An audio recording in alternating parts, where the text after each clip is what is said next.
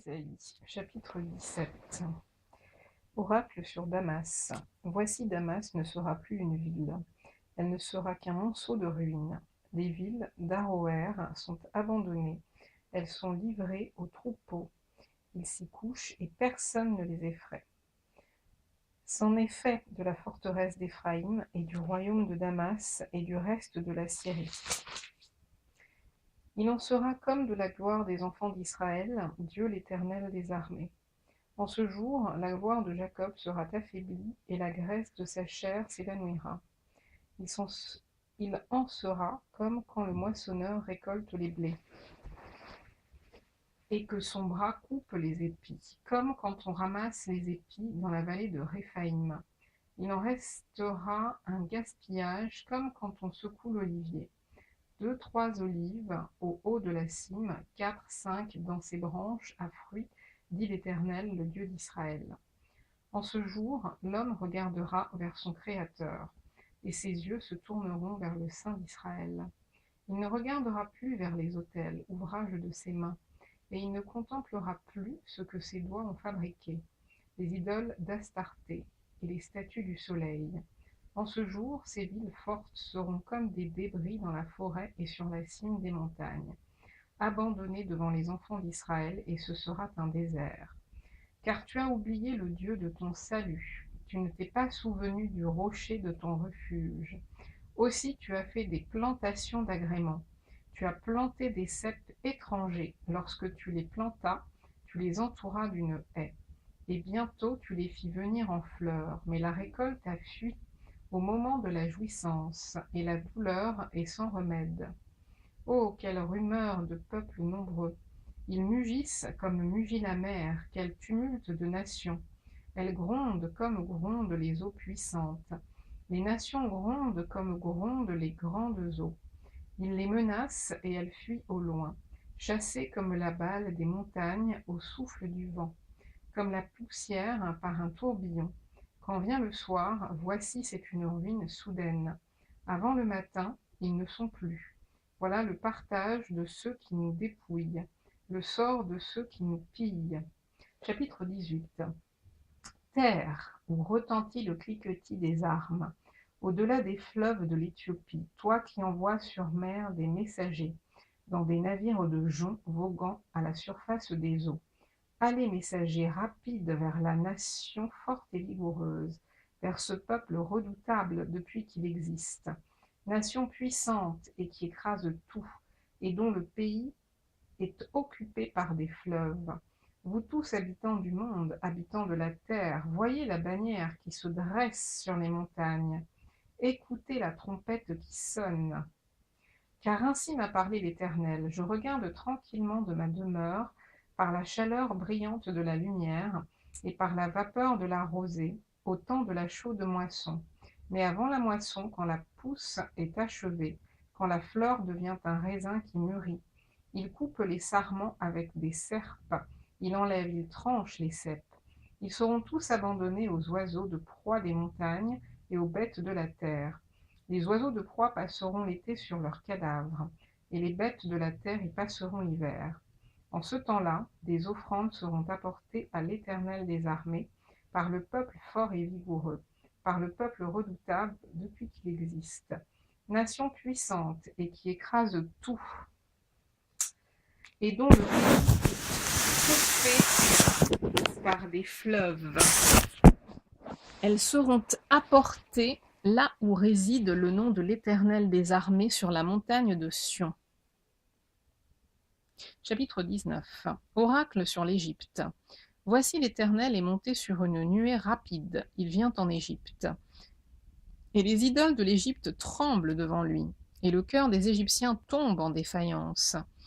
J'armerai l'Égyptien contre l'Égyptien, et l'on se battra frère contre frère, ami contre ami, ville contre ville, royaume contre royaume. L'esprit de l'Égypte disparaîtra du milieu d'elle, et j'anéantirai son conseil. On consultera les idoles et les enchanteurs, ceux qui évoquent les morts et ceux qui prédisent l'avenir. Et je livrerai l'Égypte entre les mains d'un maître sévère, un roi cruel dominera sur eux, dit le Seigneur, l'Éternel des armées. Les eaux de la mer me tariront, Non, les eaux de la mer tariront. Le fleuve deviendra sec et aride. Les rivières seront infectes. Les canaux de l'Égypte seront bas et desséchés. Les joncs et les roseaux se flétriront. Ce ne sera que nudité le long du fleuve, à l'embouchure du fleuve. Tout ce qui aura été semé près du fleuve se desséchera, se réduira en poussière et périra. Les pêcheurs gémiront. Tous ceux qui jettent l'hameçon dans le fleuve se lamenteront, et ceux qui étendent des filets sur les eaux seront désolés. Ceux qui travaillent le lin peignés, et qui tissent des étoffes blanches seront confus. Les soutiens du pays seront dans l'abattement, tous les mercenaires auront l'âme attristée. Les princes de Tsoan ne sont que des insensés. Les sages conseillers du Pharaon forment un conseil stupide. Comment osez-vous dire à Pharaon, je suis fils des sages, fils des anciens rois? Où sont-ils donc tes sages? Qu'ils te fassent des révélations et qu'on apprenne ce que l'Éternel des armées a résolu contre l'Égypte. Les princes de Tsoan sont fous. Les princes de Noph sont dans l'illusion. Les chefs des tribus égarent l'Égypte. L'Éternel a répandu au milieu d'elle un esprit de vertige, pour qu'il fasse chanceler les Égyptiens dans tous leurs actes. Comme un homme ivre chancelle en vomissant, et l'Égypte sera hors d'état de faire ce que font la tête et la queue, la branche de palmier et le roseau. En ce jour, l'Égypte sera comme des femmes. Elle tremblera et aura peur, en voyant s'agiter la main de l'Éternel. En voyant s'agiter la main de l'Éternel des armées, quand il la lèvera contre elle, et le pays de Juda sera pour l'Égypte un objet d'effroi. Dès qu'on lui en parlera, elle sera dans l'épouvante, à cause de la résolution prise contre elle par l'Éternel des armées. En ce temps-là, il y aura 5 villes au pays d'Égypte, qui parleront la langue de Canaan, et qui jugeront par l'Éternel des armées. 2 points. L'une d'elles sera appelée ville de la délivrance. En ce même temps, il y aura un autel à l'Éternel au milieu du pays d'Égypte, et sur la frontière un monument à l'Éternel. Ce sera pour l'Éternel des armées un signe et un témoignage. Dans le pays d'Égypte, ils crieront à l'Éternel à cause des oppresseurs, et il leur enverra un sauveur et un défenseur pour les délivrer. Et l'Éternel sera connu des Égyptiens, et les Égyptiens connaîtront l'Éternel en ce jour-là. Ils feront des sacrifices et des offrandes, ils feront des vœux à l'Éternel et les accompliront. Ainsi l'Éternel frappera les Égyptiens et les frappera, mais il les guérira. Et ils se convertiront à l'Éternel, qui les exaucera et les guérira. En ce même temps, il y aura une route d'Égypte en Assyrie. Les Assyriens iront en Égypte et les Égyptiens en Assyrie. Et les Égyptiens avec les Assyriens serviront l'Éternel. En ce même temps, Israël sera, lui, troisième, uni à l'Égypte et à l'Assyrie, et ces pays seront l'objet d'une bénédiction. L'Éternel des armées les bénira en disant: Béni soit l'Égypte, mon peuple, et l'Assyrie, œuvre de mes mains, et Israël, mon héritage. Chapitre 20.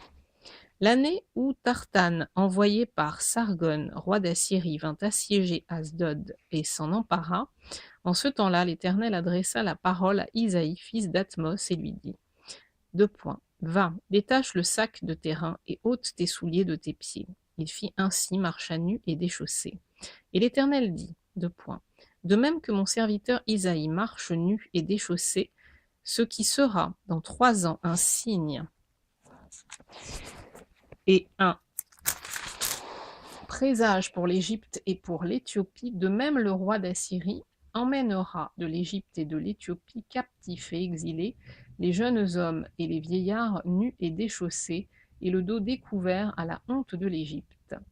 Alors on sera dans l'effroi et dans la confusion à cause de l'Éthiopie, en qui l'on avait mis sa confiance, et de l'Égypte dont on se glorifiait.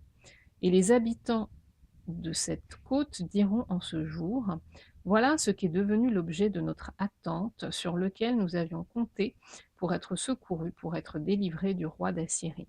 Comment échapperons-nous? On va s'arrêter là.